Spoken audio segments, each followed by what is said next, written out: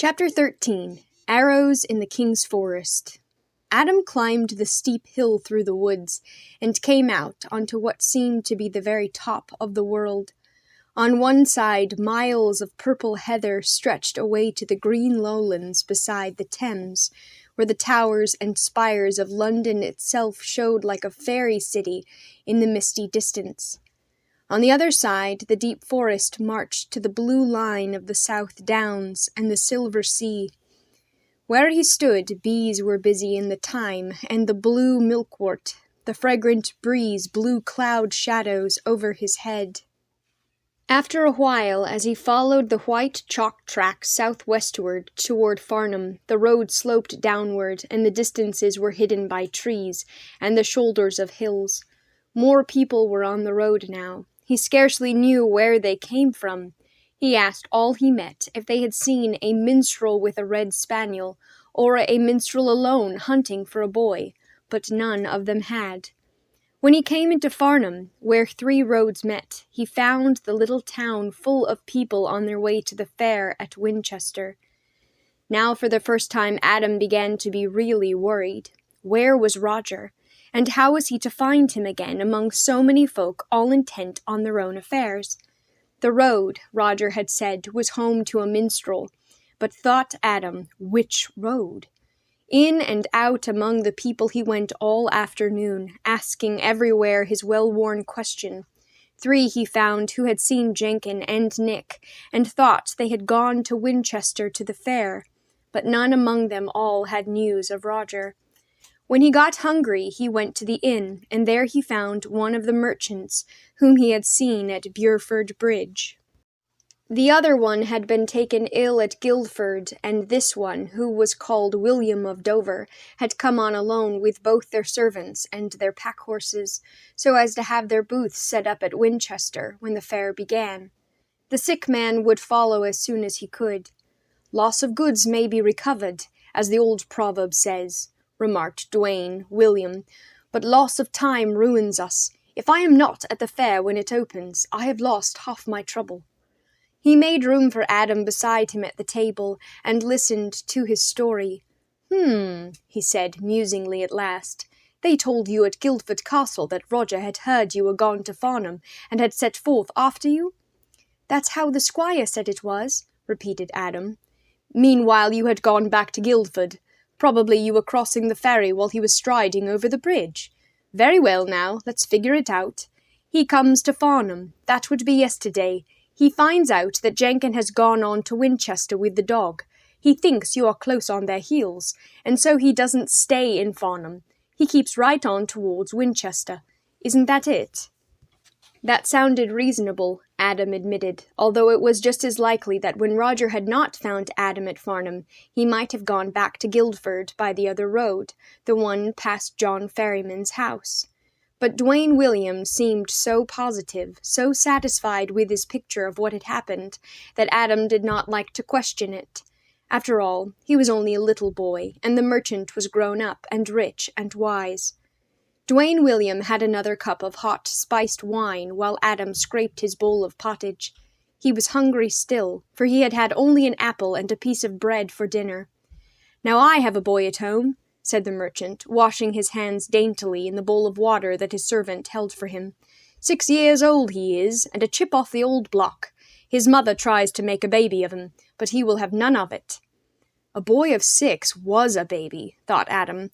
Why, when he was 6, he could remember the little stone house away in the north, and the music coming from the minister, and his gentle mother who taught him to read and to sing before she died. When he was 6, he used to sit on her lap sometimes, and rest his head on her shoulder, and look into the fire while she told him in her soft, clear voice how he would one day be a minstrel and go on the road with his father. He had been very young when he was 6.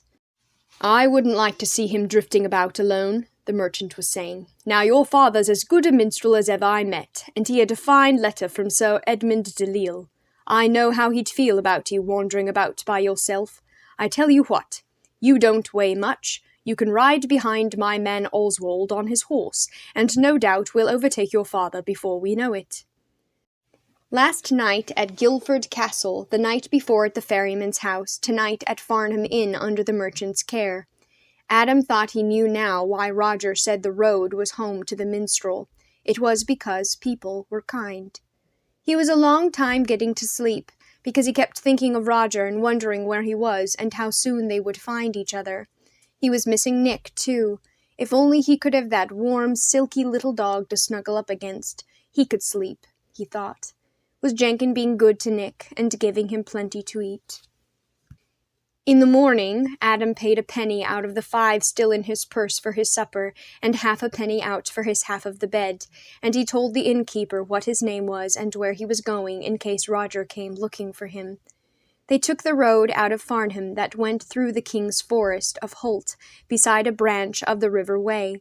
They rode along close together, Dwayne William first, then the other merchant's servant leading a pack-horse with bulging saddlebags, then Dwayne William's man Oswald with Adam perched behind him, and a laden pack-horse following them. It was not a swift progress, but it was pleasant to be riding again, though Oswald's tired and skinny horse was very different from Bayard. It was a little mysterious to ride through the King's Forest, where the trees, oak and ash and elm and beech, grew so tall, and the undergrowth was thick with fern and briar. Now and then they saw the river shining in the sunshine.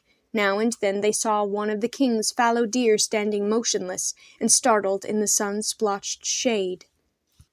The birds kept their late August silence, but sometimes there was a bit of yellow and gray flitting among the leaves or a flash of wings across the road. Most of the time Adam saw only the trees that came up close to the road's edge, not cut back 200 feet on each side as the law decreed, and heard only the steady plop, plop of their own horses' hooves. It made him drowsy after a while. Suddenly there was a shout, and an arrow came zinging in front of them to bury its head in a tree not 3 feet away from Dwayne William. The next moment an arrow zinged behind Adam and stuck quivering in the tree nearest him. Dwayne William's horse, the most spirited of the 5, promptly reared up in his hind legs, while the others plunged and backed against each other in fright and confusion. Amid a great crashing in the undergrowth, 4 men rode shouting out of the woods. "Robbers!" thought Adam. "Robbers, this is happening to me!" One, the leader, wore full armor. From head to toe he was encased in chain mail that caught the sun and gave it back in 100 winking bits. He was a knight, that Adam knew from his spurs and the crest on his helm, but he had gone to some pains to conceal his armorial bearings. His horse had no trappings. His own surcoat was plain black. Even his shield had been painted over with black. Only his crest betrayed him, a gilded leopard that reared itself from the top of his steel helm. Perkin would know, thought Adam, what family bore a leopard on its crest. He had a sword with a jeweled pommel that caught the sunshine, and he carried a lance leveled menacingly at the surprised and shocked merchant. One of the others with him was a squire, with sword and buckler and a dagger in his belt. The other 2 were yeomen in green, with a long bow and a quiverful of peacock-tipped arrows apiece. The knight's visor was closed, and nothing of his face was to be seen, but these 3 others had hard, leathery faces with small, mean eyes. Dwayne William had a sword, but he was too busy persuading his horse to return its 4 feet to the ground, even to unsheath it. Each of his servants had a long knife at his belt, but what were 2 slightly dull knives against such an assortment of lances, swords, daggers, and arrows, all very sharp and plainly intended for use? Adam peeped cautiously over Oswald's shoulder and wondered what was going to happen next. "This is an outrage!" burst out the merchant angrily. "Sir Knight, whoever you are, call off your men and let us go on our way." The knight made no answer.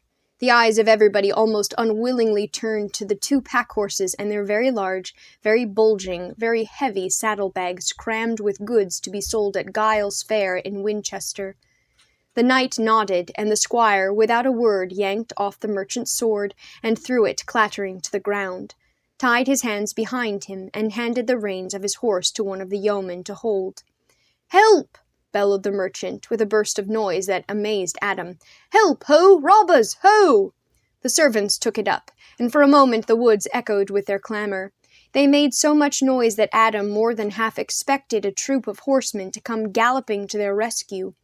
Nothing of the kind happened. The robber knight and his men silenced the other three speedily, and none too gently, by stuffing their mouths with their own hoods. Adam, just before they reached him, steadied himself with his hand on Oswald's shoulder, and stretching out his neck like a rooster, screeched a final, "Help! Robbers! Ho!" In that instant, it occurred to Adam that he was still free. He slid down from the horse, bent low, and ran under his belly. A man lunged at him and grabbed his harp. With a quick twist, Adam slid the thong off his shoulder. He stuck out his foot, hooked it around the man's ankle, and jerked. When he felt the man topple and heard him fall, Adam turned and plunged headlong into the underbrush. Briars tore at his clothes, and bushes scraped his cap off. Shielding his face with his arm, he bent over and ran close to the ground as fast as he could put one foot before the other, plowing through the thick leafy growth and dodging around trees. He heard shouts behind him. An arrow sang over his head. He doubled back, tripped over a root, and saw as he fell a beech tree arching its branches like a green tent above his head. The next second he was up again, thinking with his feet and hands, with his knees and elbows. Before his mind had caught up, he was climbing into that beech tree, swiftly, silently, like a cat, up into the sun-mottled tangle of leaves and branches. Just as he stretched himself out flat on a big limb, he saw a piece of dead wood that had lodged in a cleft. He seized it and flung it out into the air to fall with a snap and a rustle into the bushes 20 feet away.